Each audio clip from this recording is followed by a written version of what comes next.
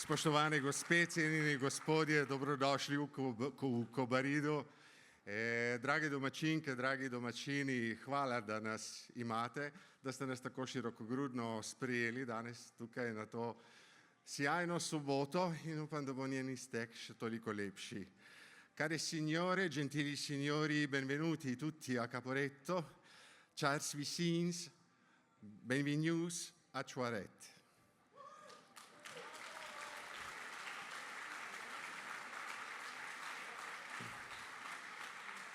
Najprej hvala lepa vsem za to čudovito vreme, ki ste ga pripeljali s sabo, prinesli s sabo. Ne vem, mogoče se moramo še komu drugemu zahvaliti. Prepričan sem, da če ne bi imeli strehe nad glavo, bi gotovo lilo. Še dobro, da jo imamo. Tudi zaradi vremena bo torej ta nevsakdanja kobariška sobota, prepričan sem, ostala vsem v lepem spominu. Za začetek hvala vsem partnerjem tega dogodka v sklopu projekta Beyond Walk of Peace, ki ga sofinancira Evropska unija v okviru programa Interreg 6A Italija-Slovenija. To pa so ustanova Fundacija Poti miru v Posočju, Associazione Culturale Storia iz Gorice, Promo Turismo Friuli Venezia Giulia, EZTS iz Gorice, Zgodovinski inštitut Milka Kosa ZRC SAZU in občina Miren Kostanjevice. Kot dobro veste, pa sta dogodek podprla tudi Evropska prestolnica kulture Nova Gorica, Gorica 2025 in občina Kobarid. Vsem hvala za to, da smo lahko danes tukaj.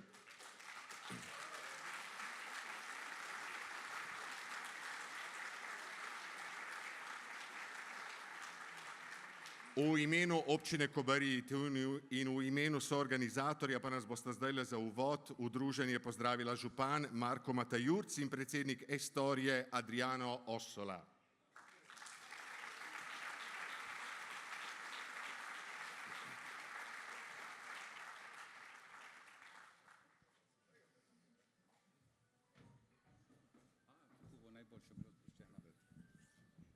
Hvala lepa za besedo. Seveda najprej v imenu občine Kobarid, pa tudi v mojem imenu prav lepo pozdravim najprej vse moje občanke in občane, vse goste, vse visoke goste, ki so tukaj z italijanske strani, pa tudi slovenske strani. Seveda poseben pozdrav pa in posebno čast mi je, da tukaj med nami tudi pozdravimo človeka, ki mu je bilo v zibelko položeno iskreno spoštovanje, ljubezen in seveda tudi resnica. To je gospod Alessandro Barbero.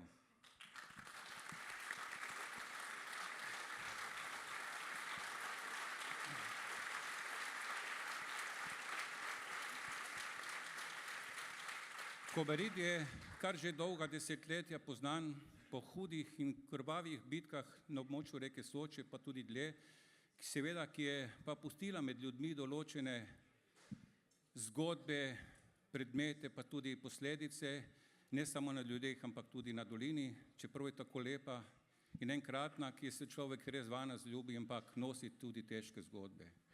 Seveda, prav danes je ta dan, ki bomo o tej zgodbi spregovorili gospodom Barbero in naj bo ta zgodovina ne samo zgodba o preteklosti, ampak naj nas zgodovina uči tudi, kako moramo se pogovarjati o miru. Naj ne bo zgodovina zgodba, ki jo lahko ponavljamo, ampak ki je ne smemo ponoviti, ampak se z nje nekaj naučiti in govoriti o miru.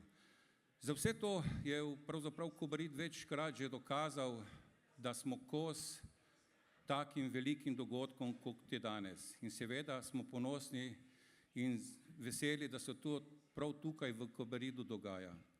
Seveda ne smemo pozabiti domačinov, pa Kobariškega muzeja, pa Poti miru, ki ohranjajo spomin na te pretekle dogodke in vse te obeležja, ki še vedno po gorah in po dolini nekako so še živa prav zaradi tega, ker jih ohranjajo domačini, muzej pa Pot miru. Seveda se moram zahvaliti tudi organizatorjem, kot je Kobariški muzej, pa kulturno društvo iz Gorice Estoriko, pa še vsem ostalim, ki ste tukaj združili moči, bodisi na slovenski strani, bodisi na italijanski strani, in da smo resnično pripravili takšen dogodek, ki ga štejemo v čast in ki ga nikoli ne bomo pozabili. Zato vsem, ki ste na kakršenkoli način pomagali k temu dogodku, hvala. Verjamem, da na današnji dan, na tem dogodku, bomo odnesli veliko nekih novih, bom rekel, nekih novih spoznanj, slišanj in seveda tudi sporočilo o miru. Še enkrat hvala, srečno vam na poti, kjerkoli boste šli proti domu in seveda ostanite zdravi.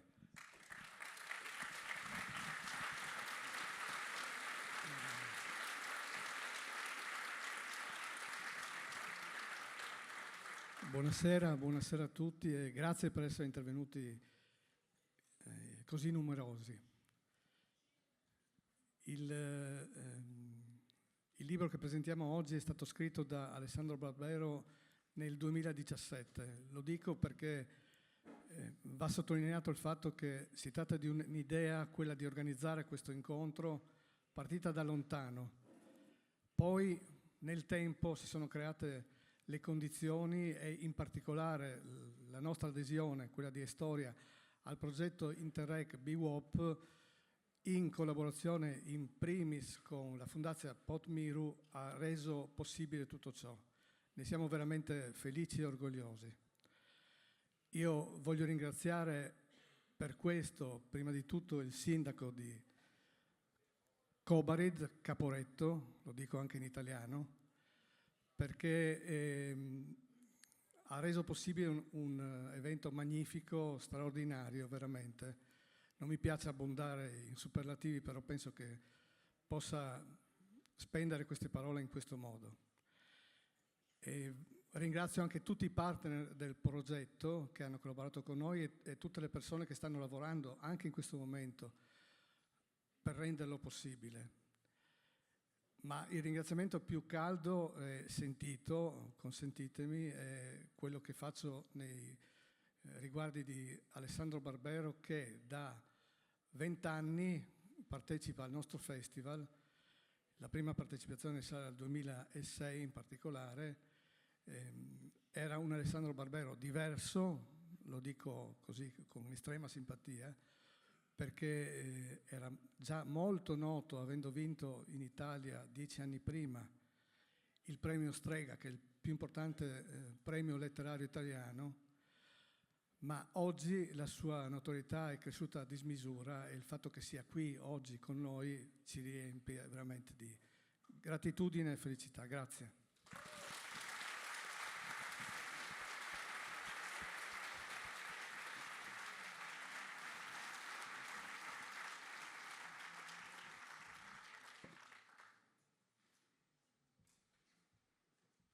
Spoštovani organizatorji današnjega dogodka, gostovanja zgodovinarja Alessandra Barbera so mi zaupali težko nalogo.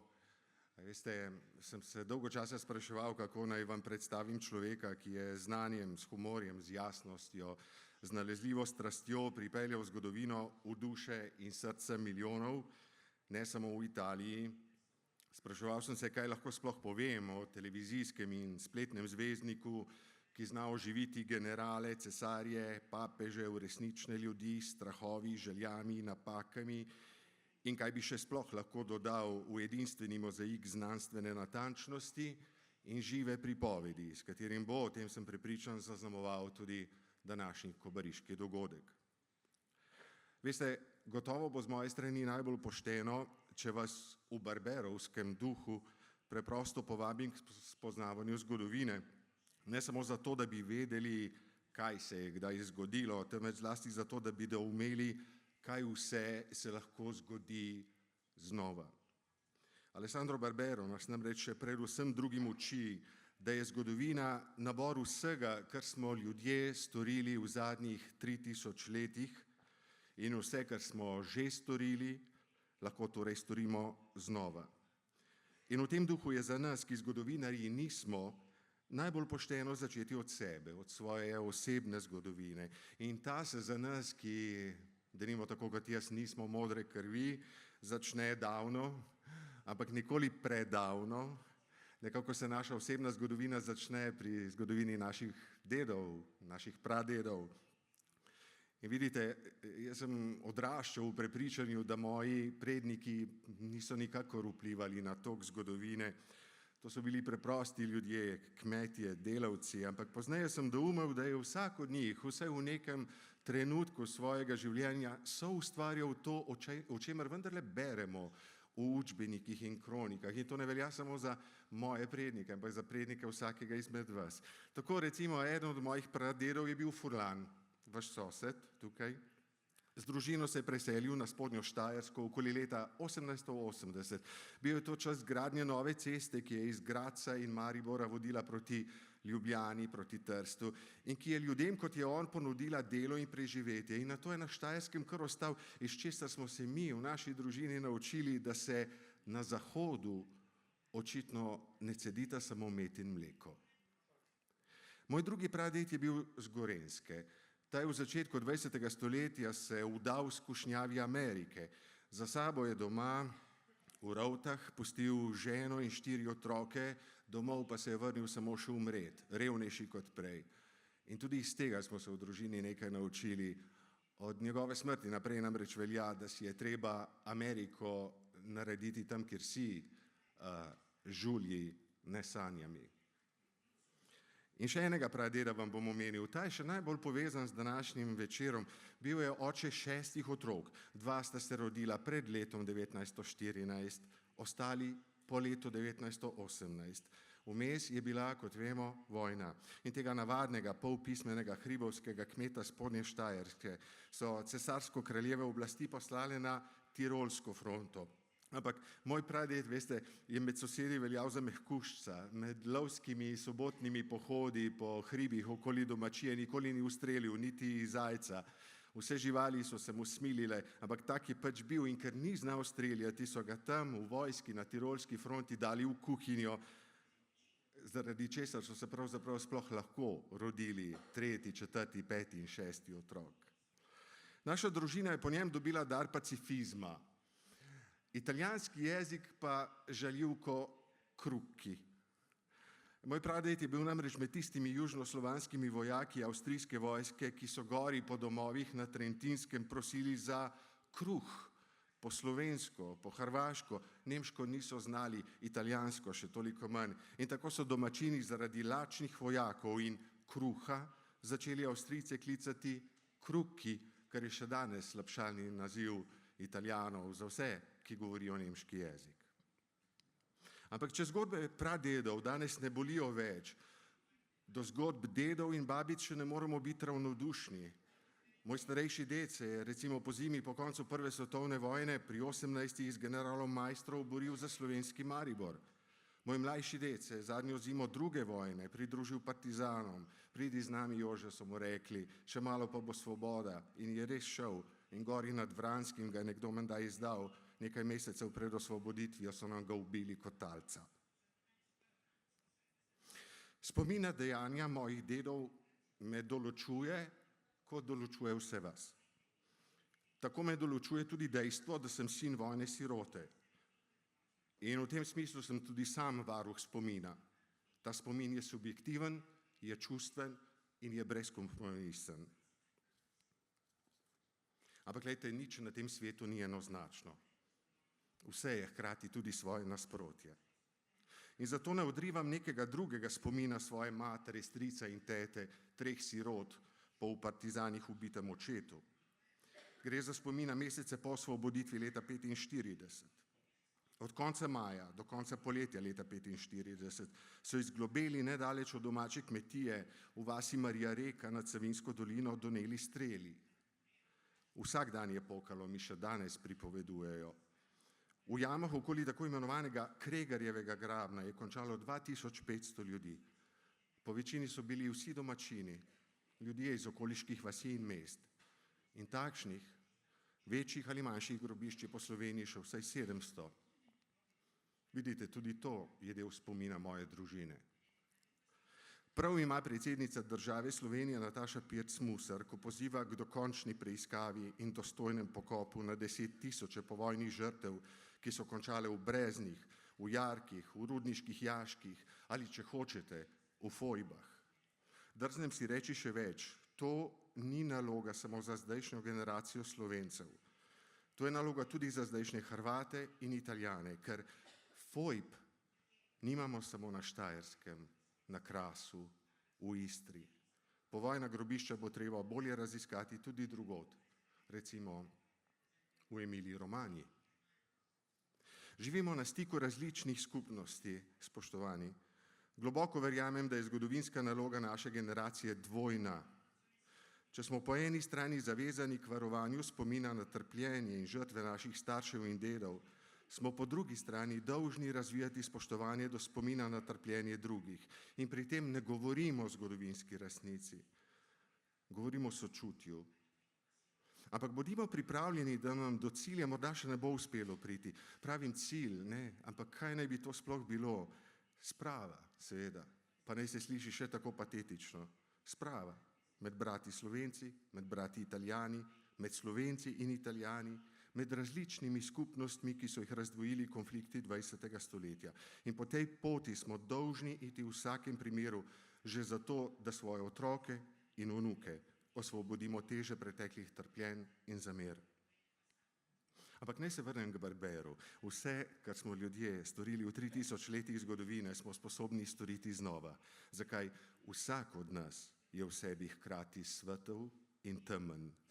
In tudi to notranjo temo si moramo torej priznati, če hočemo širiti svetlobo. Oziroma bolj pragmatično, če nočemo škodovati drugim niti takrat, ko delamo v svoj prid. In to naj velja tako za nas, vsakega posameznika, kot za narode, ki jim pripadamo. In za zaključek, gospe in gospodje, morda je to pravi trenutek, da se vprašamo, k čemu smo se v resnici zavezali Slovenci takrat, ko smo si za himno izbrali 7. kitico Prešernove Zdravljice. Kaj z njo slavimo? Predvsem ne slavimo sebe. Ne slavimo sebe, sebe povzdigujemo kot del skupine narodov, ki verjamejo, da je mogoč svet brez konfliktov. Svet, v katerem bo lahko vsak član naše skupnosti zaživel svobodno, s sosednjimi skupnostmi pa bomo živeli v plodovitih odnosih medsebojnega sodelovanja in solidarnosti. S to mislijo se vam, spoštovani, zahvaljujem za pozornost in vas prepuščam zgodovinski avanturi Alessandra Barbera, ki nas bo popeljal v drobovje leta 1917.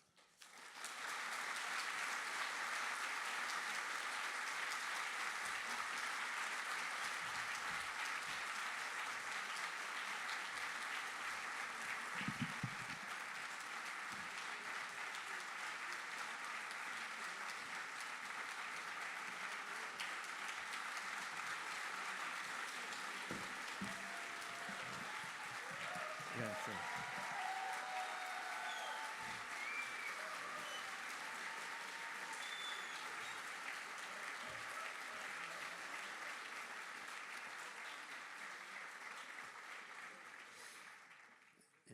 Signori, io comincio a essere un po' spaventato, devo dire, quando mi trovo in queste situazioni e quando vengo presentato con questi toni. Vi rendete conto della responsabilità che io ho in questo momento di essere all'altezza di tutto quello che vi è stato detto?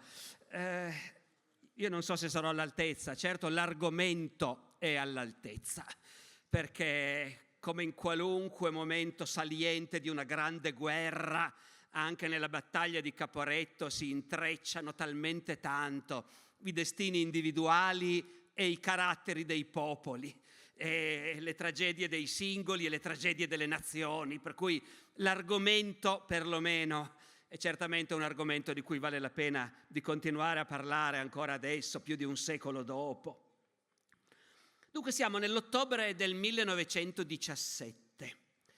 E la guerra sul fronte dell'Isonzo è in corso da più di 2 anni, da quando l'Italia ha dichiarato guerra all'Austria-Ungheria e l'ha invasa il 24 maggio del 1915. L'Austria-Ungheria però è in guerra non da 2 ma da 3 anni. L'Austria-Ungheria è in guerra dall'agosto del 14, è in guerra contro la Russia, è in guerra contro la Serbia. È un paese che è stato già dissanguato dalla guerra nel momento in cui l'Italia la aggredisce e aggiunge ancora un terzo fronte di guerra. Di fronte ci sono quindi 2 paesi, l'Italia e l'Austria-Ungheria, che da un certo punto di vista si assomigliano. Si assomigliano perché sono i più deboli fra le cosiddette grandi potenze. Tutta la politica europea di quell'epoca era incentrata sull'idea che ci sono le grandi potenze e che sono naturalmente la Gran Bretagna, la Germania, la Francia, la Russia, l'Austria-Ungheria perché è un vasto impero, anche se tutti sanno che è più debole, e l'Italia, l'ultima arrivata, che per cortesia viene considerata anche lei una delle grandi potenze. L'Austria-Ungheria e l'Italia sono i due paesi meno industrializzati fra le grandi potenze. Però tutti e due sono paesi con grandi squilibri, con delle grandi città industriali, Vienna, Praga, Milano, Torino, Genova, e delle vaste periferie contadine, arretrate, piene di analfabeti. Questa è una somiglianza forte fra questi due paesi. Non hanno gli stessi mezzi degli altri. Anche le loro risorse militari sono più limitate, i loro eserciti sono più arcaici. Questo importa ricordarselo perché a Caporetto non combatteranno soltanto gli italiani e gli austro-ungarici, ma arriveranno i tedeschi e quello farà una differenza. Però per altro verso l'Italia e l'Austria-Ungheria sono due paesi molto diversi invece, perché l'Italia è un giovane Stato nazionale e l'Austria-Ungheria è un antico impero multietnico. L'Italia è uno Stato giovane, aggressivo, ambizioso, frustrato, ha cercato di costruirsi un impero coloniale, ha fatto fatica, adesso però se l'è costruito, c'è l'Eritrea, c'è la Libia, e dall'altra abbiamo un impero dove vivono 10 nazionalità, molte delle quali sono abituate a far parte dell'impero, ma dati i tempi si chiedono anche se l'impero durerà per sempre e se un giorno invece non nasceranno stati nuovi. Dunque fra questo Stato giovane e aggressivo che è l'Italia e questo Stato antico e in declino che è l'Austria-Ungheria, la guerra comincia quando l'Italia attacca. È l'Italia che invade l'impero austriaco, naturalmente con l'idea, e questo pensano i giornali, scrivono i giornali italiani, questo pensano gli ufficiali italiani, questo viene insegnato ai soldati italiani, noi stiamo andando a liberare altri italiani. Noi stiamo combattendo perché ci sono Trento, Trieste, la Dalmazia, dove vivono italiani. La frase fatta era che gemono sotto il giogo austriaco e noi andiamo a liberare dei fratelli italiani. Ma naturalmente invadendo l'impero austriaco, gli italiani fin dal primo giorno si trovano a invadere anche paesi dove non vivono italiani. Kobarid viene occupata già il 24 maggio 1915, la frontiera è lì, gli italiani arrivano già il primo giorno e ci trovano una popolazione slovena, naturalmente. Qualcuno degli ufficiali italiani rimane anche stupito, perché com'è che non ci accolgono come liberatori? Anzi, nei primi giorni la situazione è anche drammatica, come sempre, quando un esercito straniero invade un paese e si accorge che la popolazione locale inevitabilmente è ostile. Nei primi giorni dell'occupazione, nella zona di Caporetto, vengono fucilati una ventina di civili dalle truppe italiane. Fucilati senza processo perché considerati spie, scambiati per spie. E poi, dato che non si va oltre, l'occupazione si ferma lì, appena un po' più avanti, e le popolazioni un po' più avanti sulla linea del fronte vengono deportate verso l'interno, mentre Caporetto è già una retrovia, quindi a Caporetto la popolazione slovena rimane. E le tocca convivere con le truppe italiane di occupazione. Chiariamo subito una cosa. Ho parlato di una ventina di civili fucilati dalle truppe italiane di occupazione nei primi giorni, quando nessuno capisce niente, nessuno sa di chi ci si può fidare. Queste cose succedevano e succedevano anche su maggiore scala su tutti i fronti della Prima Guerra Mondiale e forse di tutte le guerre mai combattute. Perché in tutte le guerre combattute in realtà, ma anche in epoche più civili, anche nel Settecento, anche al tempo di Napoleone, eserciti invasori diffidavano dei civili. Mentre gli italiani fucilavano gente a Caporetto, le truppe austro-ungariche in Galizia impiccavano i preti ortodossi ucraini sospettati di complicità con i russi, e i tedeschi in Belgio e in Francia fucilavano interi villaggi, bruciavano villaggi e città. Quindi queste cose, diciamo, si tratta di capire non cosa possono fare gli italiani o cosa possono fare altre nazionalità, perché purtroppo devo dire che la storia militare insegna che a qualunque nazionalità, a qualunque civiltà tu appartenga, in quelle situazioni chiunque può commettere qualunque cosa. Anche se poi sia chiaro, ci sono civiltà e culture che incoraggiano a fare queste cose e altre dove invece, ma adesso questa aprirebbe una lunga storia che non ci riguarda più qui. Vi do invece un'idea di come, a parte appunto le fucilazioni, questo è un dettaglio invece più comico se vogliamo da un certo punto di vista, una cosa che scandalizza la popolazione di Kobarid all'arrivo degli italiani è che nei giardini pubblici c'erano 2 cigni e i soldati italiani entrati a Caporetto li ammazzano e li mangiano. Vi dirò anche che secondo il generale Cavacciocchi, che comanda il corpo d'armata italiano che all'epoca di Caporetto, della battaglia, è di stanza in questa zona, secondo il generale Cavacciocchi sono i bersaglieri che entrati a Caporetto hanno sparato ai cigni dei giardini pubblici.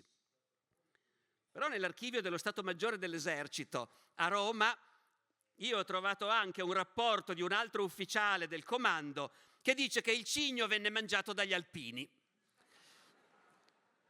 Perché vi dico questo? Semplicemente per invitarvi a pensare al lavoro che dobbiamo fare noi storici, quando anche su una cosa così minima hai 2 versioni e sono 2 versioni diverse. E il nostro lavoro è tutto così, purtroppo. Dunque dall'altra parte c'è la popolazione slovena che è una delle 10 o più, sono di più in realtà, 10 sono le nazionalità la cui lingua è ufficialmente riconosciuta, per cui c'è la scritta in quella lingua sulle banconote. Sui biglietti di banca dell'impero austriaco il valore della banconota è scritto in tedesco, in ungherese, in ceco, in polacco, in serbo, in croato, in sloveno, in romeno, in italiano e in ucraino. E quelle sono le 10 lingue di comando ufficialmente riconosciute anche nei reggimenti dell'esercito. Poi naturalmente ci sono 2 nazionalità dominanti, 2 popoli che sono più uguali degli altri, i tedeschi e gli ungheresi. E ovviamente questa situazione, come dire, è risentita soprattutto dalle nazioni slave dell'impero, le quali sono tutte agitate già prima della guerra dall'idea che forse un giorno invece saremo indipendenti.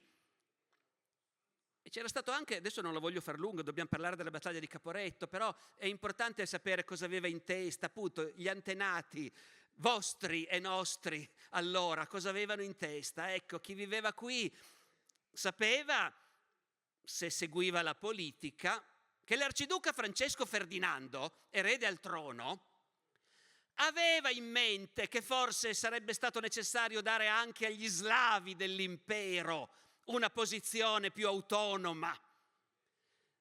E ovviamente in questa sua politica era detestato in particolare dagli ungheresi, che ci avrebbero perso più di tutti. Voi tutti sapete che l'assassinio dell'arciduca Francesco Ferdinando a Sarajevo il 28 giugno del 1914 è il momento scatenante della guerra mondiale. Ma io non so se qualcuno di voi si ricorda di aver letto il romanzo di Joseph Roth, La cripta dei Cappuccini. Joseph Roth, nella cripta dei Cappuccini, immagina la notizia dell'assassinio dell'arciduca Franz Ferdinand che arriva nella guarnigione di un remoto reggimento di cavalleria ungherese e alla notizia che l'arciduca è stato ammazzato, gli ufficiali ungheresi brindano, gridando il porco è morto. Questo appunto perché i progetti dell'arciduca di dare agli slavi dell'impero un nuovo ruolo cozzava con gli interessi degli ungheresi. Vabbè, questa è l'immaginazione di uno scrittore, non è una fonte storica, ma Josef Roth era un uomo di quell'epoca, sapeva cosa succedeva nell'impero.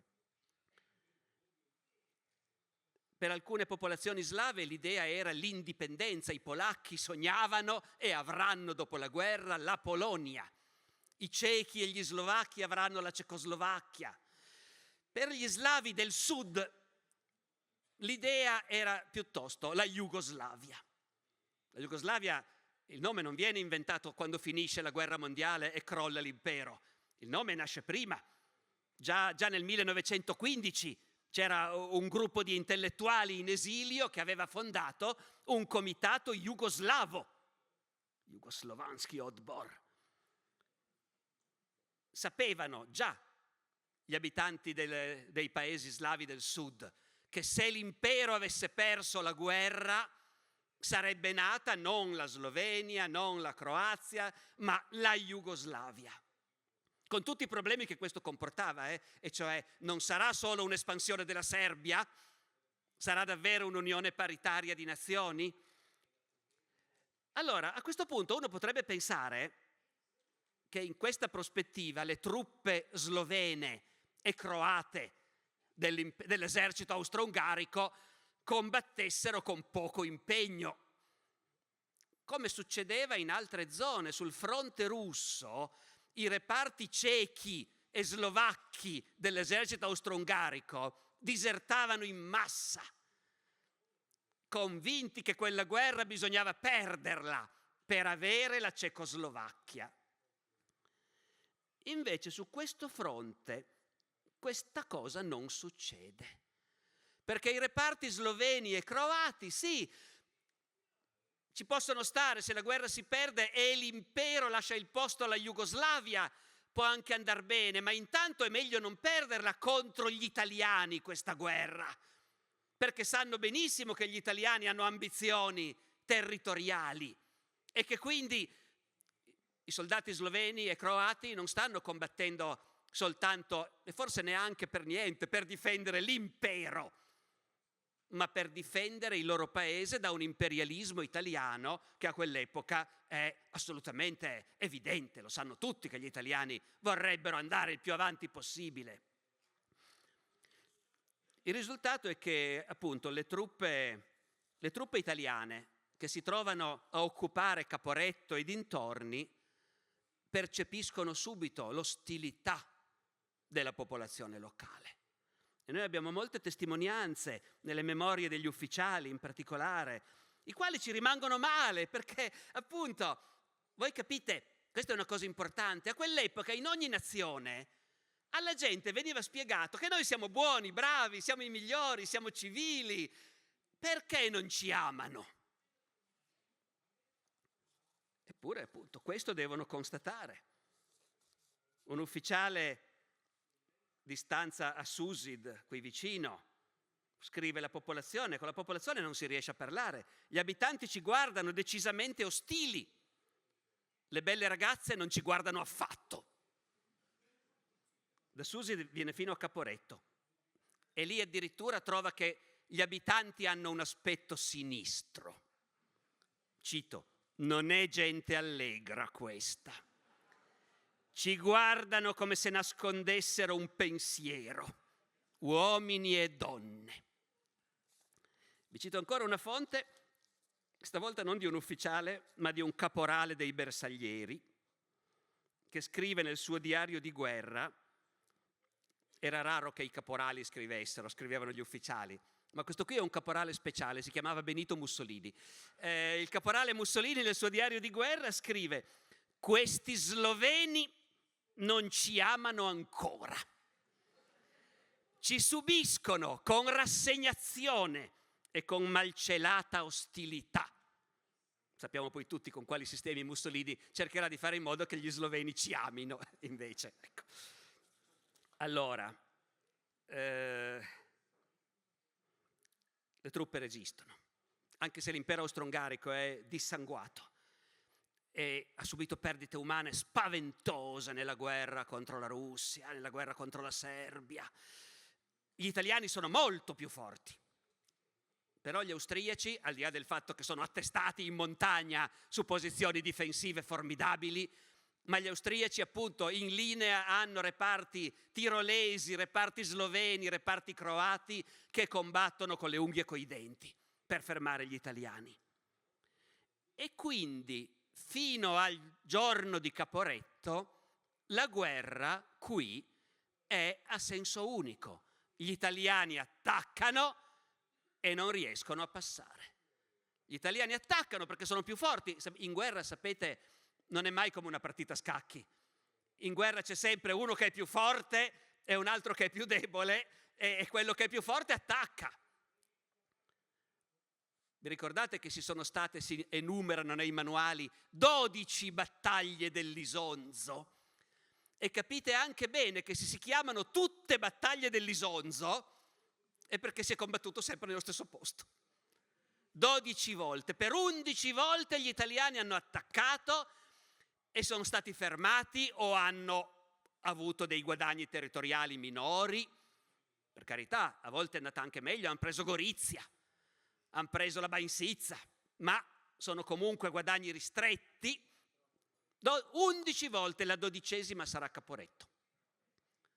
Prima di Caporetto gli austro-ungarici hanno attaccato una volta sola.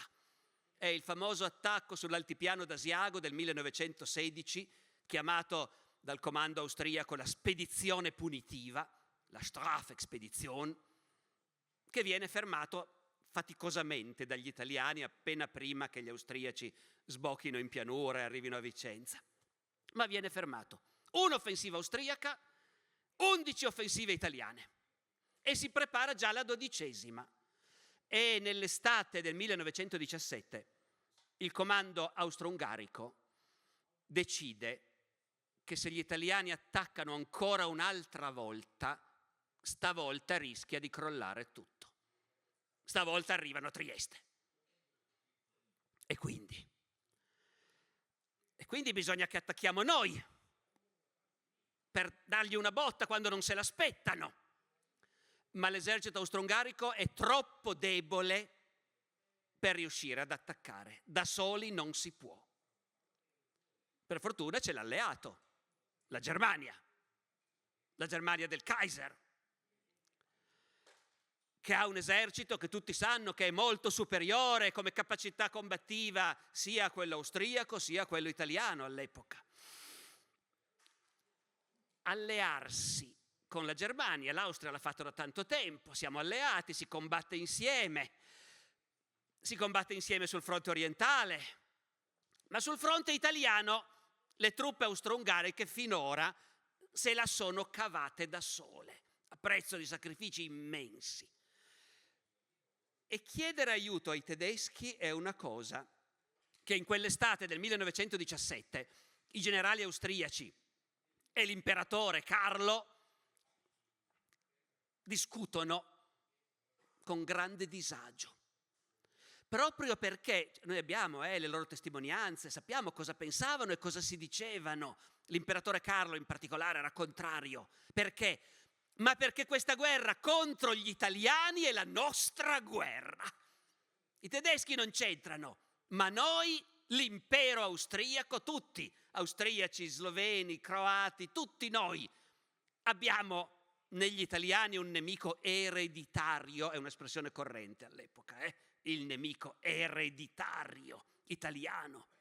Tutte quelle guerre nell'Ottocento. E chiedere aiuto ai tedeschi è imbarazzante anche perché si sa benissimo che i tedeschi guardano l'alleato austro-ungarico dall'alto in basso. La Germania è il paese più moderno d'Europa. Non del mondo, ci sono anche gli Stati Uniti nel mondo, ma gli europei di allora non se ne sono ancora accorti che ci sono gli Stati Uniti e che se li mangeranno tutti rapidamente. La Germania è il paese più moderno del mondo, secondo loro, certamente d'Europa, e l'Austria-Ungheria è un arretrato impero orientale.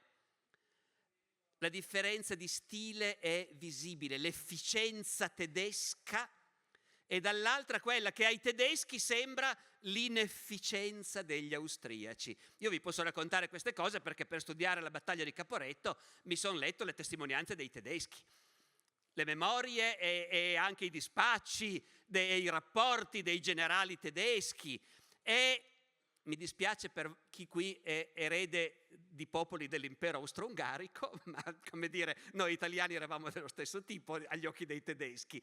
Agli occhi dei tedeschi gli austro-ungarici erano appunto di una inefficienza, di un fatalismo orientale, completamente incapaci di organizzare bene le cose. I loro stati maggiori lavoravano in un modo che i tedeschi non riescono neanche a immaginare, che si possa lavorare così male, così alla buona. Gli ufficiali austriaci, quando gli fai notare un problema, ti dicono ma sì, dai, vedrai che andrà. Ecco. I tedeschi sono sconvolti. E gli austriaci detestano questi tedeschi arroganti. Le testimonianze degli ufficiali austriaci, che siano austriaci tedeschi o slavi o ungheresi, ecco, tutti quanti sono d'accordo, i tedeschi sono insopportabili, sanno tutto loro, sono i padroni del mondo. E questa cosa fra l'altro viene riconfermata poi, ci sono tante di quelle testimonianze durante la battaglia di Caporetto. Anticipo un po'. Caporetto partecipano truppe tedesche e ovviamente viene catturato qualche prigioniero tedesco dagli italiani, anche durante la disfatta i combattimenti vanno e vengono. I primi prigionieri bavaresi dell'Alpenkorps, interrogati dagli ufficiali italiani, e gli chiedono gli ufficiali italiani a questi prigionieri tedeschi che impressione hanno degli austriaci, che questa è la cosa che interessa agli italiani naturalmente, il nostro nemico sono gli austriaci. Come parlano con disprezzo di questi poveri austriaci, vecchi, vestiti male, senza disciplina, così ignoranti. Citato testualmente appunto il rapporto di un ufficiale italiano che interrogava i prigionieri tedeschi.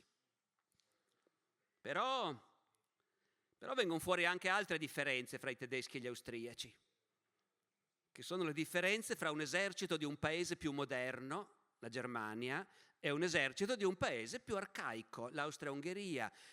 Gli austriaci, quando gli si chiede dei tedeschi, i soldati semplici dicono sì, per carità, arroganti, loro mangiano. Ci sono testimonianze di soldati austriaci, è arrivata vicino alla nostra batteria una batteria tedesca. Siamo andati subito a chiedergli da mangiare. E gli ufficiali tedeschi in trincea mangiano le stesse cose che mangiano i soldati. Gli ufficiali austriaci no. I tedeschi sono camarade dei soldati, gli ufficiali austriaci no. Questo dicono i soldati austriaci. E devo dire, sono entrato in questo tema, ho un paio di citazioni, le esaurisco. Anche gli italiani, quando si trovano davanti i tedeschi, si vede benissimo che i nostri ufficiali sentono il fascino di questa gente che viene da un paese più moderno del nostro e più moderno di quello dei nostri nemici austriaci.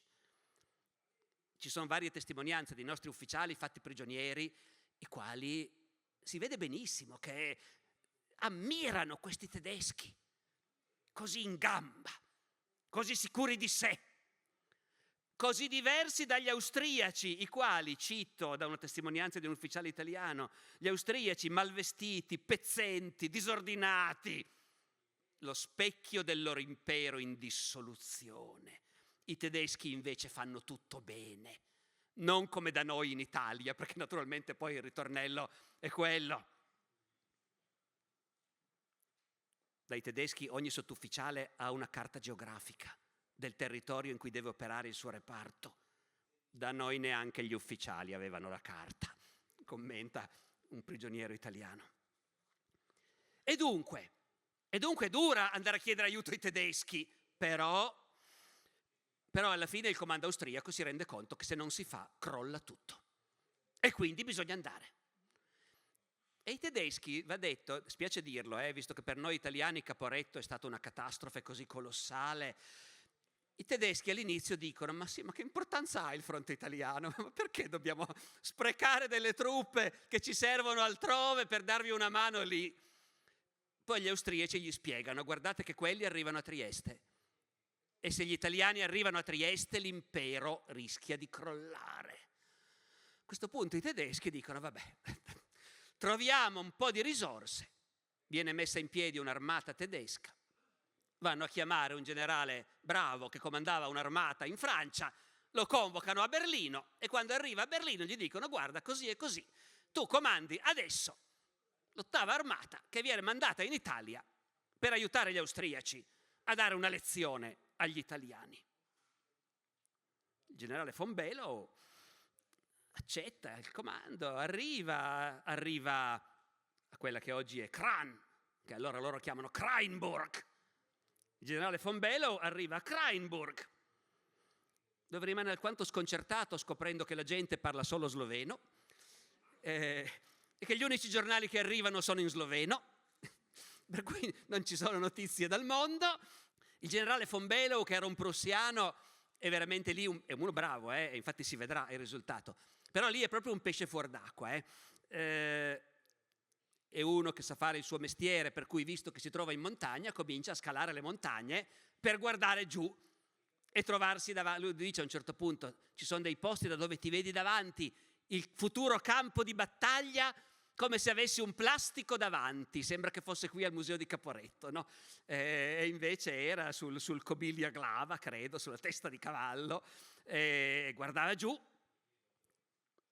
Poi quando scende dalla montagna attraversa il paese per tornare appunto a Kran e commenta: un angolo tipicamente italiano. Filari di vite, piante di fichi, cioè per lui che viene dalla Prussia, arrivato in Slovenia, gli sembra di essere già in Italia, il caldo sud mediterraneo. E dunque l'offensiva viene preparata. Io qui non vi starò a dire l'immensa complessità nella prima guerra mondiale di preparare un'offensiva su larga scala.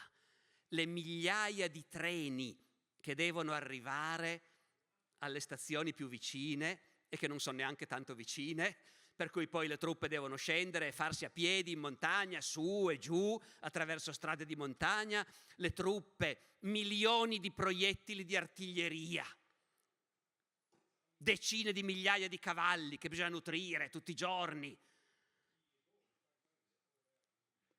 I preparativi sono qualcosa di impressionante. Devo dire che scrivendo questo libro sulla battaglia di Caporetto, al di là del momento poi della battaglia, che ovviamente è drammatico, però davvero l'immagine di quello che era la potenza dello Stato, degli Stati europei, l'immensa quantità di risorse che erano in grado di controllare e di convogliare ad un unico scopo. E anche, devo dire, la straordinaria organizzazione dei tedeschi, che effettivamente anche lì, spiace dirlo, le truppe tedesche marciano secondo orari precisissimi, anche quando sono scese dal treno, marciano i reparti sulle strade secondo delle tabelle con gli orari e ci sono degli ufficiali lungo il percorso a controllare che ogni colonna passi di lì all'ora prestabilita e vada a dormire dove è stato deciso che deve andare a dormire. Per cui i tedeschi anche a piedi marciano come treni, arriva tutto al momento previsto o quasi. Poi telefonano i comandi austriaci e dicono: scusate, noi non siamo ancora pronti. Abbiamo perso le batterie pesanti, dovevano arrivare qua, invece sono andate a Budapest per un errore delle ferrovie Imperial Regie, e i tedeschi furibondi naturalmente, e le truppe che sanno che verranno impiegate in qualcosa di grosso, e come sempre naturalmente, come dire, noi storici siamo sempre tentati di dire: cosa pensava la gente in quel momento? Cosa pensavano i soldati? Come se si potesse credere che milioni di persone pensino tutte la stessa cosa. E poi trovi comunque, puoi raggruppare, c'erano sicuramente quelli che che sentivano che stavano partecipando a qualcosa di grosso e ci tenevano. Io sono andato a cercare nel mio libro i casi in cui ho incontrato qualche testimonianza di ufficiali o soldati sloveni. E anche lì ci sono, qui c'è chi ne sa molto più di me di queste cose, ma ci sono quelli che facevano il loro mestiere con impegno, convintissimi, come quel tenente che si chiamava Albin Mlakar, di cui proprio il museo di Kobarid ha pubblicato il diario.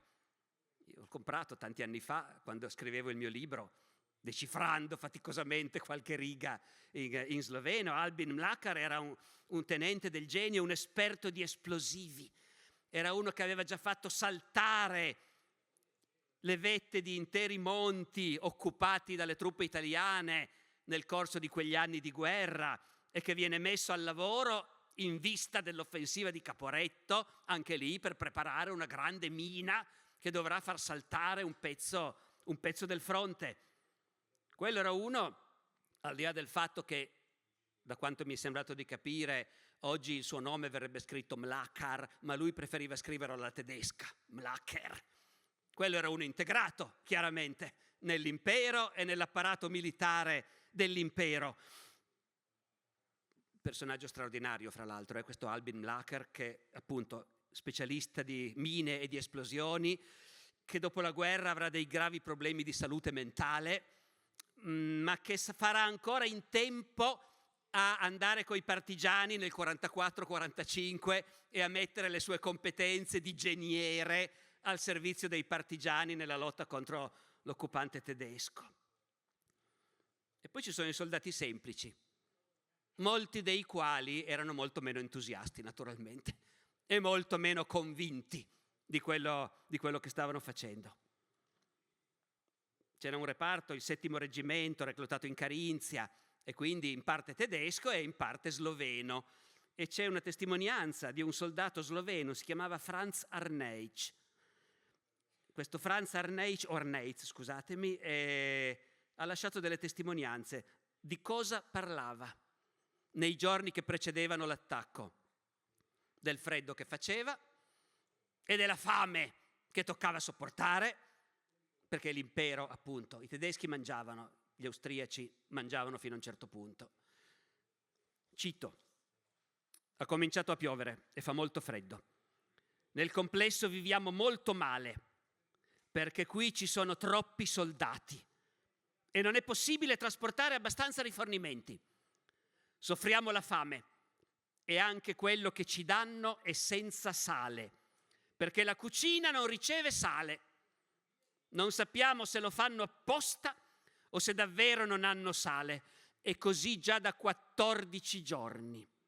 Non vediamo l'ora di andare avanti. Così ci salveremo in un modo o nell'altro. Che è come dire, o vinciamo oppure se ho fortuna mi fanno prigioniero.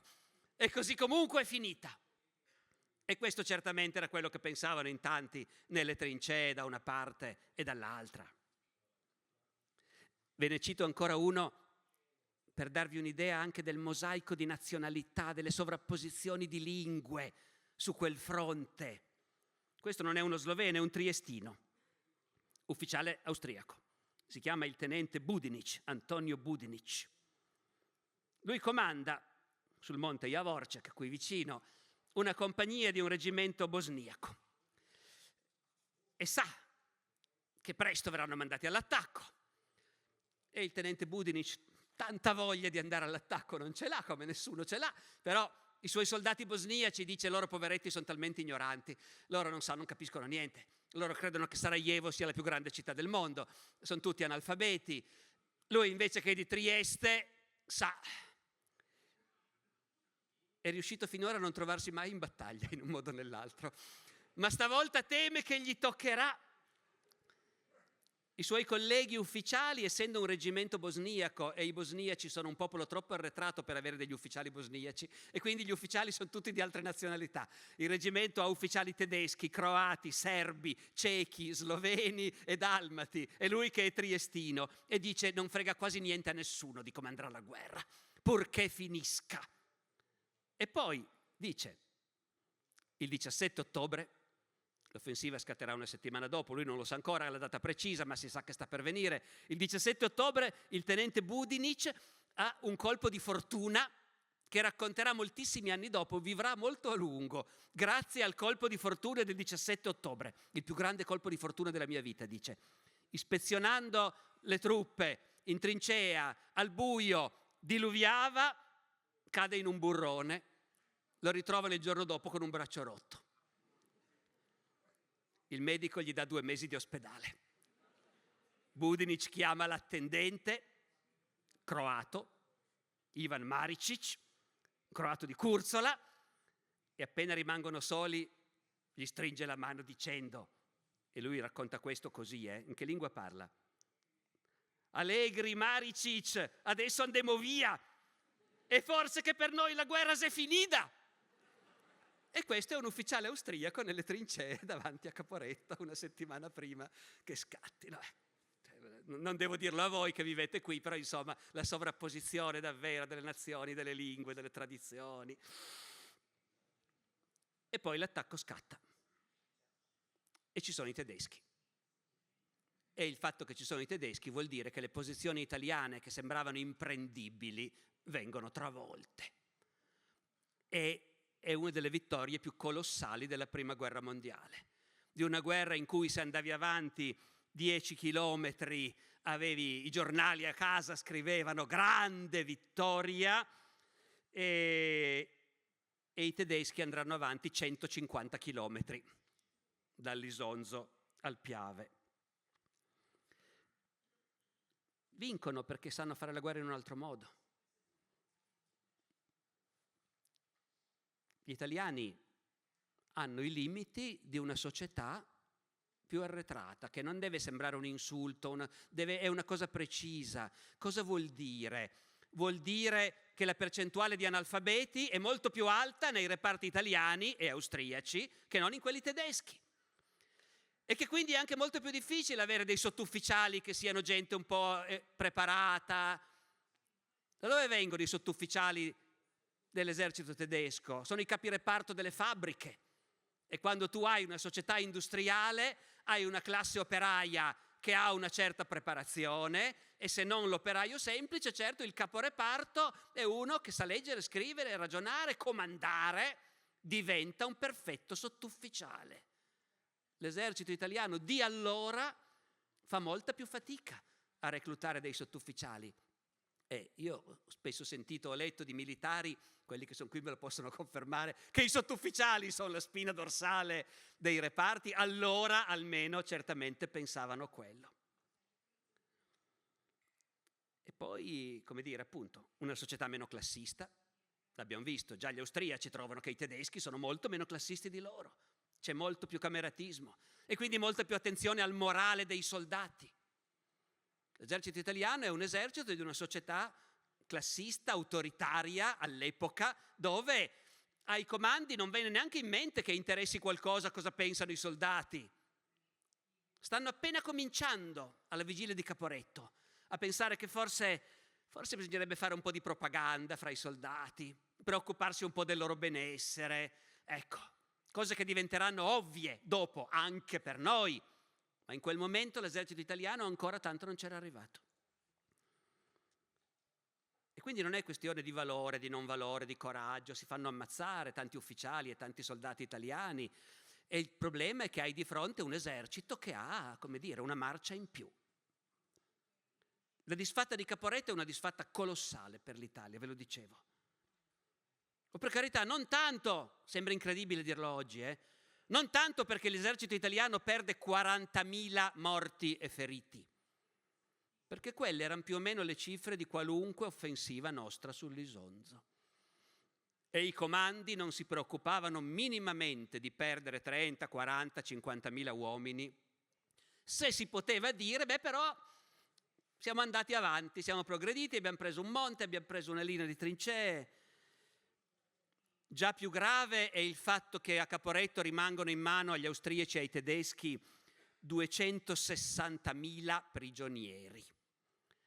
In un paese che ha 30 milioni di abitanti, cioè un italiano su 100, sull'intera popolazione italiana, un italiano su 100 è stato fatto prigioniero a Caporetto.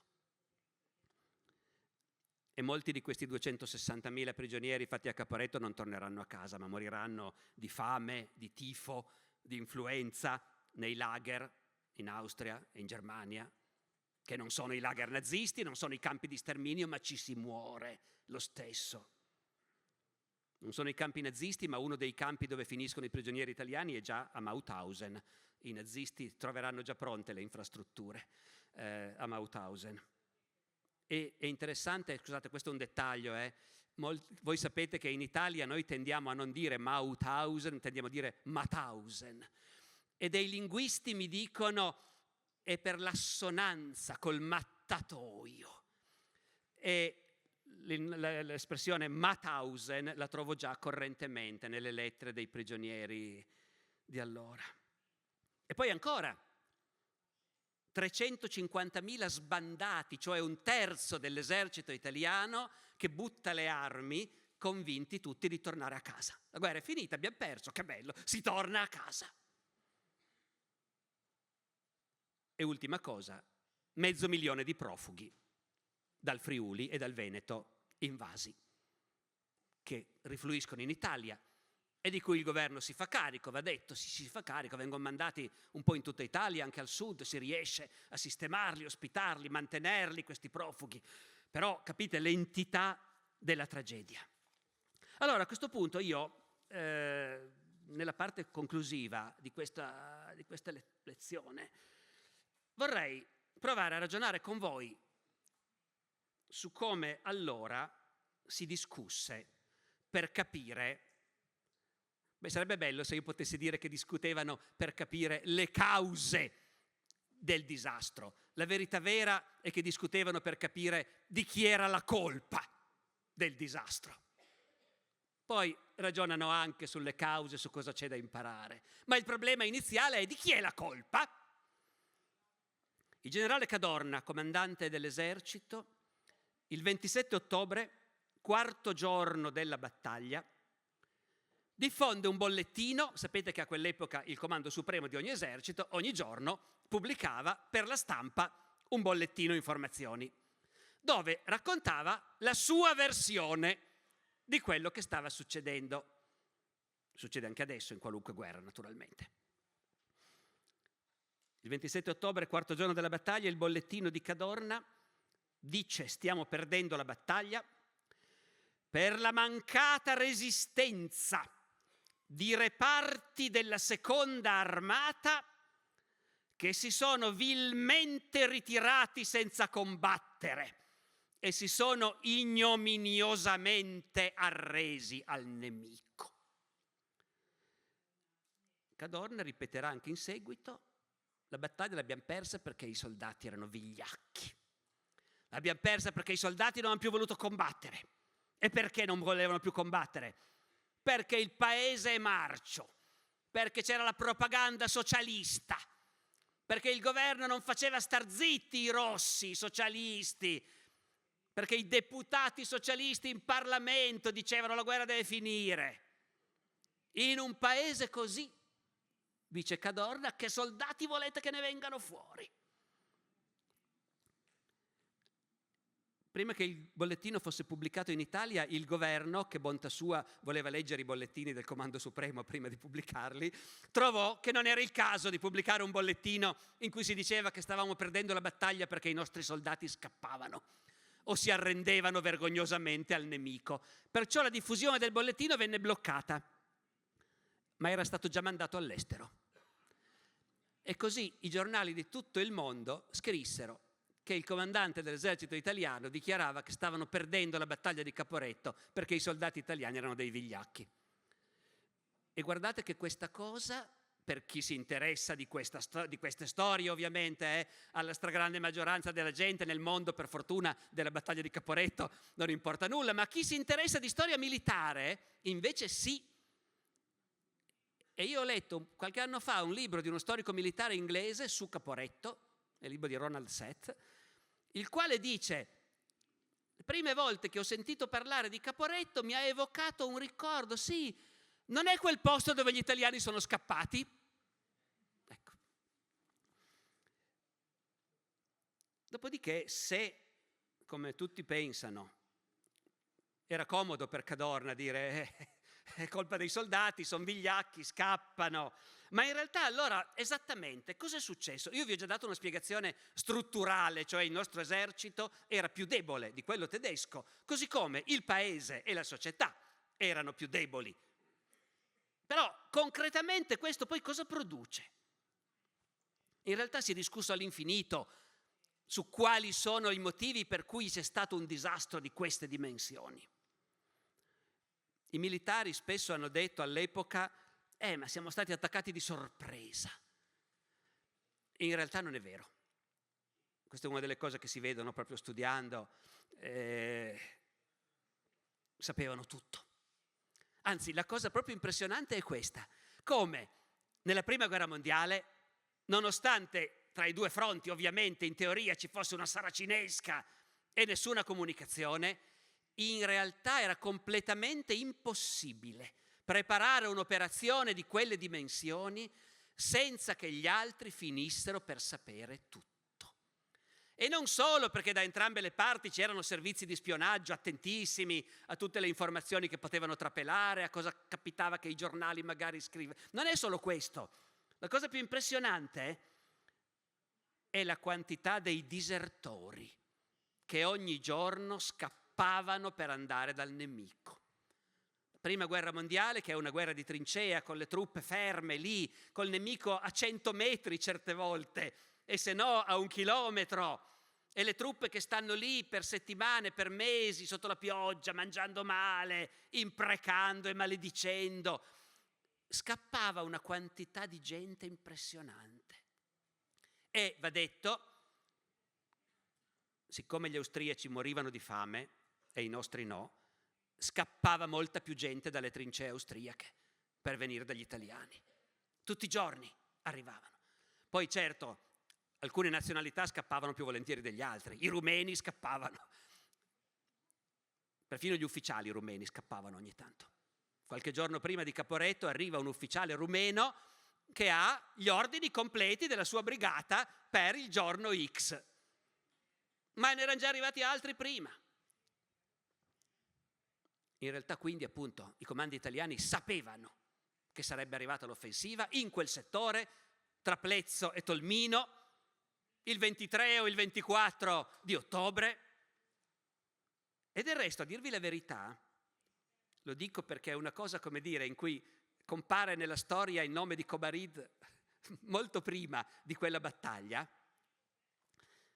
che un'offensiva austriaca contro l'Italia avrebbe ottime probabilità di riuscita passando da qui, lo aveva già scritto nel 1859, scoppio della seconda guerra di indipendenza, Regno di Sardegna e Francia contro l'impero austriaco.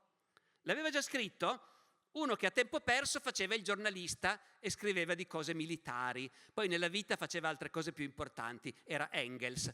Friedrich Engels, l'amico di Marx, l'autore del manifesto del Partito Comunista. Engels faceva anche il giornalista militare e nel 1859 scrive un articolo dicendo che se gli italiani dovessero arrivare fino all'Isonzo si possono facilmente prendere alle spalle passando da Caporetto e scendendo su Cividale, cioè esattamente quello. Lo sapevano tutti che un'offensiva sarebbe passata di lì. E Cadorna era convinto che li avrebbe fermati. E aveva fatto affluire riserve in grande quantità. In realtà quando il piano austro-tedesco viene tracciato nell'estate, in questo settore gli italiani hanno poche forze. Ma quando scatta l'offensiva il 24 ottobre, qui è pieno di truppe italiane. E lì però cominciamo a vedere cosa vuol dire un esercito comandato in modo più arcaico.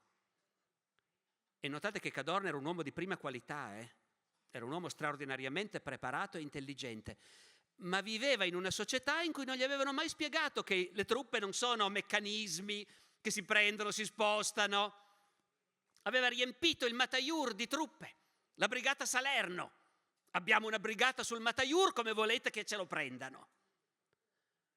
che la brigata Salerno nella battaglia precedente fosse stata sterminata, avesse perduto metà dei suoi uomini in combattimento e poi fosse stata riempita di nuove reclute, di quelle ultime che arrivavano, proprio quelli che erano stati respinti alla leva sempre e adesso prendevano anche quelli, e fosse piena di gente malata, malconcia, che non ne poteva più, e che trasferire la brigata Salerno sul monte Mataiur, che sulle cartine del comando si faceva con la massima facilità, sposti una bandierina, volesse dire sbattere lì un'intera brigata senza carte geografiche, che arrivava in un posto che non aveva mai visto, senza sapere dov'era, senza sapere da dove sarebbe arrivato il nemico. Questo ce lo dicono gli ufficiali della brigata Salerno. Noi eravamo lì senza sapere dove eravamo.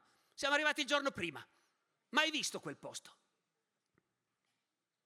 Eppure Cadorna, il 22 ottobre, proprio qui vicino, a Cred, dove c'era il comando del quarto corpo del generale Cavacciocchi, che occupava questa zona e che verrà travolto 2 giorni dopo, il 22 ottobre a Cred, Cadorna, dopo aver ispezionato, esclama: vabbè, mi dicono che vogliono attaccare, io ci credo fino a un certo punto, perché sarebbero scemi se attaccassero, siamo talmente forti. Ci sono i tedeschi? E vengano pure anche i tedeschi, li prenderemo prigionieri e io li manderò a passeggiare a Milano per farli vedere. E qui tocca dire che appunto Cadorna era un uomo di prima qualità, però questo atteggiamento di ottimismo irresponsabile, spavaldo, non giustificato dai fatti, lo si trova spesso purtroppo tra i comandanti italiani di quel tempo, mica solo fra quelli italiani peraltro, perché... ma noi ci occupiamo di quelli italiani. Vi cito, perché non vorrei usare parole mie, io non c'ero, vi cito le parole di uno che c'era. Era un ufficiale degli Alpini, ufficiale di complemento. Era qui, sul Krasiver, è stato in pieno coinvolto nella rotta ed è stato catturato. Poi è diventato un grande scrittore, era Carlo Emilio Gadda, uno dei grandi scrittori italiani del Novecento. Gadda, nei suoi ricordi, sapete com'era Gadda, era uno che esagerava ogni tanto e che parlava una lingua molto saporita. Gadda, ufficiale degli Alpini, patriota, che fino a quel giorno era stato convinto: stiamo combattendo una guerra giusta, sacrosanta, la vinciamo. Però aveva già cominciato a chiedersi: chissà se i nostri generali sono poi all'altezza. Parole di Gadda: asini, buoi grassi, pezzi da Grand Hotel, sigari Havana, bagni termali, ma non guerrieri, non pensatori, non ideatori, non costruttori, incapaci di osservazione e di analisi, ignoranti di cose psicologiche. Gadda serviva proprio sotto il generale Cavacciocchi, che comandava questo settore col suo comando a Cred. Gadda sul generale Cavacciocchi. Il generale Cavacciocchi, che deve essere un perfetto asino, non ha mai fatto una visita alle truppe, non si è mai curato di girare per gli alloggiamenti dei soldati. Eppure Giulio Cesare lo faceva. Questo è Gadda. E quando arriva, poco prima di Caporetto, la notizia di una grande vittoria tedesca sul fronte russo, Gadda nel suo diario scrive: i tedeschi hanno evidentemente dei generali meno Cavacciocchi dei nostri.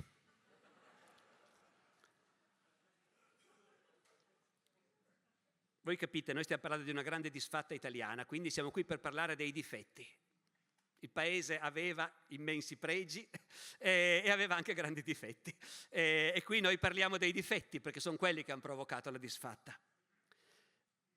Cadorna, che detestava i politici ed era poco amato dai politici che temevano che volesse mettere su una dittatura militare, Cadorna non ha mai voluto farlo in realtà, però quando andava a Roma, e ci andava spesso, tornava al suo comando di Udine disgustato. A Roma, testuale, una lettera alla moglie, a Roma il verbiloquio regna sovrano. Chiacchiere, chiacchiere, chiacchiere. Ma in effetti le chiacchiere erano un difetto del nostro paese in quel momento, le chiacchiere retoriche. Aiutavano gli scrittori, gli intellettuali, i letterati, tutti mobilitati per la propaganda di guerra. D'Annunzio, Marinetti. Avete presente Filippo Tommaso Marinetti, il fondatore del futurismo? Marinetti girava per il fronte, andava a trovare gli ufficiali, mangiava con gli ufficiali a mensa. Ad Oberdo, al comando del 23° gruppo bombarde, Marinetti pranza con gli ufficiali e poi fa un discorso in elogio delle bombarde. Sapete, questo nuovo tipo di pezzo d'artiglieria. Cito e mi scuserete. Sono dei membri virili in erezione. Simboleggiano l'improvvisazione geniale italiana di guerra, il genio improvvisatore italiano. In quegli stessi giorni c'erano ufficiali tedeschi che giravano per le trincee austriache sul Mörzli con taccuino, binocolo, esaminando punto per punto le trincee italiane e decidendo punto per punto dove piazzeremo delle bombarde per colpire esattamente quella batteria italiana. Facevano il giro, travestiti da ufficiali austriaci perché le vedette italiane non vedessero che c'erano i tedeschi in ricognizione, osservavano, calcolavano, prendevano appunti e poi tornavano al comando delle bombarde con l'elenco preciso di quante bombarde ci servono e dove esattamente le dobbiamo posizionare. Marinetti, al comando delle bombarde italiane, fra l'entusiasmo dei nostri ufficiali, esaltava il genio improvvisatore italiano. E poi fa impressione vedere il tono degli ordini scritti dai nostri generali allora. Generale Capello, comandante della seconda armata, che verrà spazzata via a Caporetto. Noi contrattaccheremo e bisogna che l'impeto delle fanterie sia travolgente. Hai capito? Una volta che hai scritto che l'impeto deve essere travolgente, hai fatto il tuo dovere di comandante, no? Cos'altro vogliono da me? Il generale Cavacciocchi sull'impiego dell'artiglieria. Se il nemico tenta di avanzare, il fuoco sia sterminatore. Il tiro di sbarramento deve riuscire magistrale. E una volta che hai detto questo, ecco.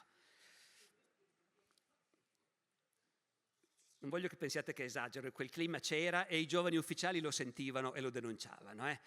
In tutti gli eserciti del mondo ovviamente si sorride della disciplina, della mancanza di logica, dell'assurdità degli ordini e così via. Quindi non voglio dire che sia soltanto nel nostro, però se uno legge le memorie, come ho dovuto leggere, come ho letto io con grande piacere devo dire, le memorie di tanti nostri giovani ufficiali, le cose che si dicevano i giovani ufficiali erano: la prima cosa che deve imparare quando diventi ufficiale, non eseguire mai l'ordine se prima non è arrivato il contrordine. Lo sai perché c'è la sentinella alla porta della caserma? Per impedire che entri la logica. Dopodiché l'Italia aveva messo in piedi un esercito immenso, con uno sforzo gigantesco. Il paese aveva fatto davvero uno sforzo che sarebbe stato inconcepibile prima, e ce l'aveva fatta, ha messo in piedi un esercito che alla fine ha vinto la guerra, lo ha rifornito, lo ha armato, ha prodotto armi, munizioni, reclute, a ritmi che sarebbero stati completamente inconcepibili fino a poco prima. D'altra parte però, quando un paese fa uno sforzo così sproporzionato alle sue risorse, poi questo, come dire, lascia il segno. Trovare gli ufficiali per un esercito così grande, in un paese dove gli studenti sono così pochi, dove i laureati sono così pochi. Alla fine, all'inizio pretendevi che gli ufficiali fossero laureati, poi figurati, nemmeno per idea. Laureati forse non l'ha mai preteso, ma almeno studi superiori, ecco. Ma no, in guerra nemmeno più quello puoi fare. Continuamente arrivavano in linea ufficiali che erano ragazzi. Ci sono testimonianze dei soldati che li vedono arrivare poco prima della battaglia. Avevano introdotto un nuovo grado, aspirante. Vuol dire, c'hai 18 anni, non possiamo farti ufficiale, però farai l'ufficiale, perché ci mancano gli ufficiali. Quindi l'aspirante, l'avevano fatto anche gli austriaci, forse anche gli aspiranti, tutti loro bruciavano vite a un ritmo terrificante. Però quando un vecchio sottufficiale degli arditi, che ne ha viste tante, vede arrivare i giovani ufficiali che prenderanno il comando dei reparti, e dice: poverini, tremavano come tanti cagnolini. Si vedeva subito che erano proprio innocenti, con la mantellina e un paio di scarpine lustre, quelle che si mettevano per la libera uscita all'Accademia di Modena. E quando un generale, uno di quelli bravi invece, il generale De Giorgi, siciliano, era uno molto in gamba lui, e lui andava fra i soldati e parlava con loro, e incontra un caporale del suo paese, un siciliano, e lo interroga: com'è? Come vivete? E il generale De Giorgi dice: quel caporale mi ha risposto: signor generale, siamo in mano alle creature. Cioè, gli ufficiali sono tutti dei ragazzini. Finalmente chiuderei dicendovi che in quel paese, che a sorpresa quella guerra poi l'avrebbe vinta e che quindi in realtà ha dimostrato delle capacità di resistenza assolutamente imprevedibili, però nel momento di Caporetto per un attimo è sembrato che crollasse tutto. E lì di nuovo vengono fuori certi aspetti, diciamo, e non voglio dire, perché è una banalità dire l'Italia eterna, non è così, però uno rimane colpito quando sente certe testimonianze. Il tenente Lombardo, tutte testimonianze di chi c'era, il tenente Lombardo che rotolando giù dallo Stol, perché lo Stol che sembra imprendibile, gli austriaci lo hanno preso in un giorno, il tenente Lombardo che rotolando giù dallo Stol gridava: adesso me ne vado a casa, sono stufo di battermi per i veneti. I soldati fatti prigionieri coi tedeschi che li scortano, e ogni tanto qualche tedesco li sfotte dicendo: noi a Milano, a Milano. E il soldato lombardo che gli dice: ma andate pure a Milano, bruciate anche la galleria, che me ne importa. E quelli che durante la ritirata e la rotta gridano: è finita la camorra! Dove la camorra, nel gergo dell'esercito di allora, era il cuoco che favorisce i suoi amici, il furiere che fa sparire la roba, l'ufficiale che dà le licenze soltanto ai suoi favoriti. La camorra, lo dicevano tutti. Per cui c'è anche nella ritirata questo sentimento quasi gioioso di dire: va bene, crolla tutto, ma che vadano tutti al diavolo, va bene. È finita la camorra.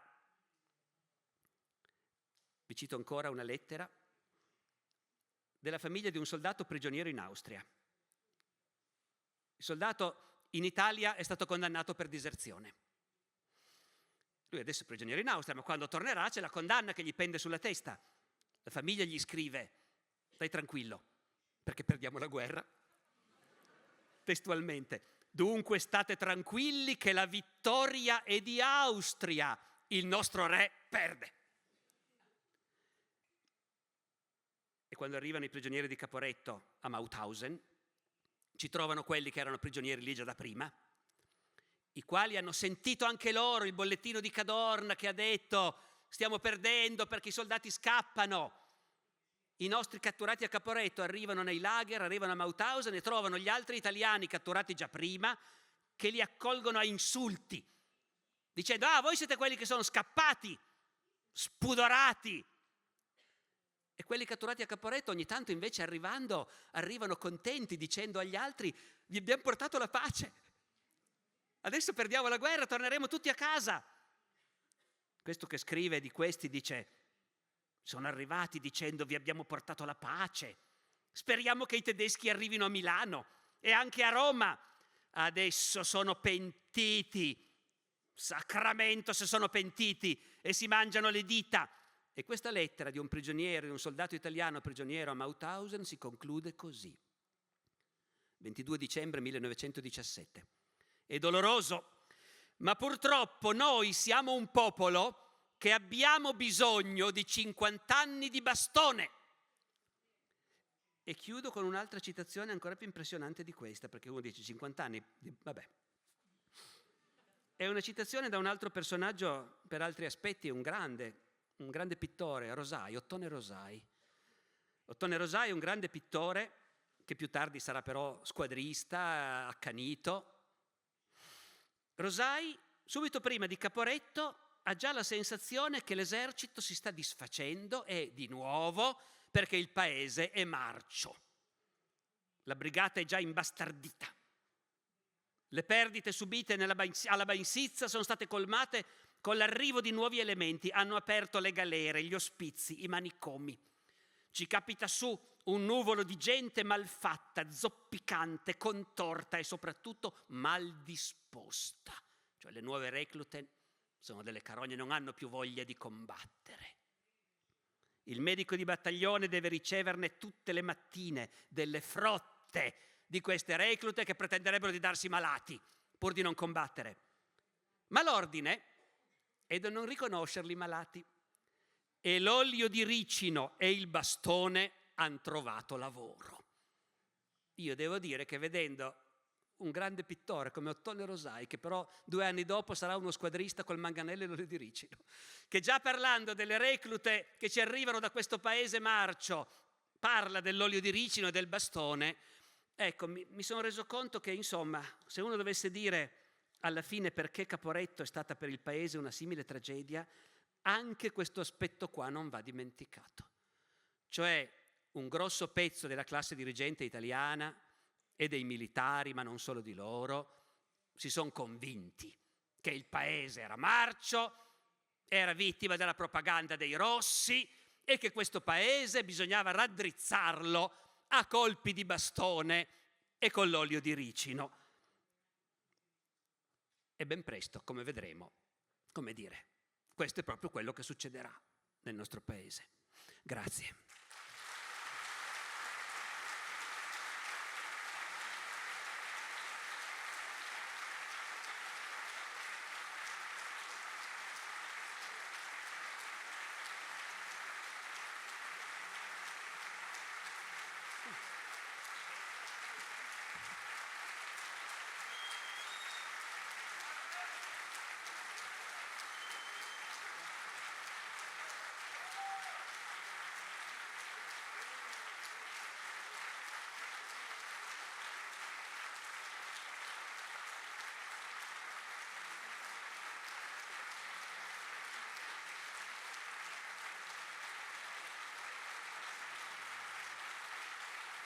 Grazie. Va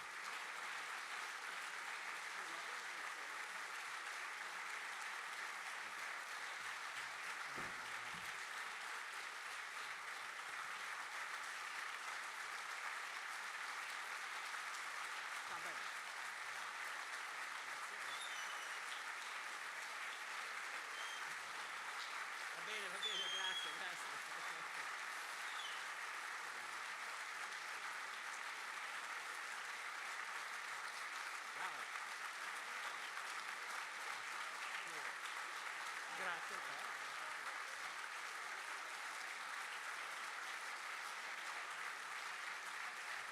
Grazie a tutti. Hvala lepa vsem.